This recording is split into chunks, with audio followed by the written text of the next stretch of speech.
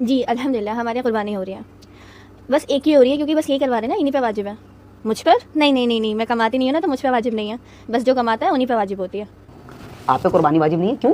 कुर्बानी तो उन पे वाजिब होती है जो कमाते हैं, मैं कमाती थोड़ी ना हूँ, इसलिए मुझ पे वाजिब नहीं है। ऐसा नहीं है। इब्न माजा और अबू दाऊद में भी शायद हदीस, अल्लाह के नबी मोहम्मद सल्लल्लाहु अलैहि वसल्लम फरमाते हैं कि मन वजदा साअतन फलम युज़ाही फला यक़रबन्ना मुसल्लाना, कि जिस शख्स के पास कुर्बानी करने की ताकत थी, इतना पैसा था, फिर भी उसने कुर्बानी नहीं करी, तो वो हमारी ईदगाह हरगिज़ ना आए। अब मसला ये है, कुर्बानी के जो 3 दिन हैं, अगर उन 3 दिन में किसी भी मुसलमान बालिग मर्द या औरत, दोनों मुसलमान बालिग मर्द औरत के पास अगर 5 चीज़ें हैं, कौन कौन सी चीज़ें? 5। पहली सोना, दूसरा चांदी, तीसरा तिजारत का माल जिससे तिजारत करता है, चौथा कैश, कैश मतलब या तो पैसे घर में रखे हो या बैंक में रखे हो, और 5वां ज़रूरत से ज़ायद सामान, यानी एक्स्ट्रा सामान जो घर में, यानी एक्स्ट्रा सामान का मतलब ये 1 साल तक जो चीज़ यूज़ ही नहीं हो रही है, चाहे वो बर्तन हो, चाहे औरतों के पास ऐसे कपड़े होते हैं, लहंगे जो शादियों में यूज़ होते हैं, जब उनकी शादी होती है उसके बाद कभी यूज़ ही नहीं हुए कपड़े, वो कपड़े, बर्तन, कोई भी एक्स्ट्रा सामान जो 1 साल तक यूज़ ही नहीं हुआ, बिल्कुल एक्स्ट्रा पड़ा हुआ ज़ायद है, तो वो सामान। तो 5 चीज़ें, सोना, चांदी, तिजारत का माल, कैश और जरूरत से एक्स्ट्रा सामान, जायद सामान। अगर इन सब की वैल्यू, इन सबको प्लस करो, आखिर सबको आपस में प्लस करके अगर इनकी वैल्यू, इनकी कीमत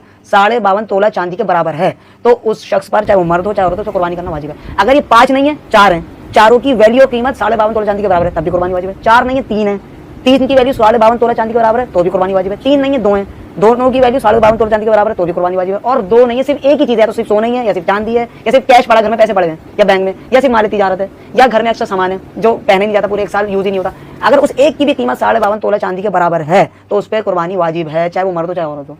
अगर किसी पर कर्जा हो तो क्या उन पर भी कुर्बानी वाजिब है?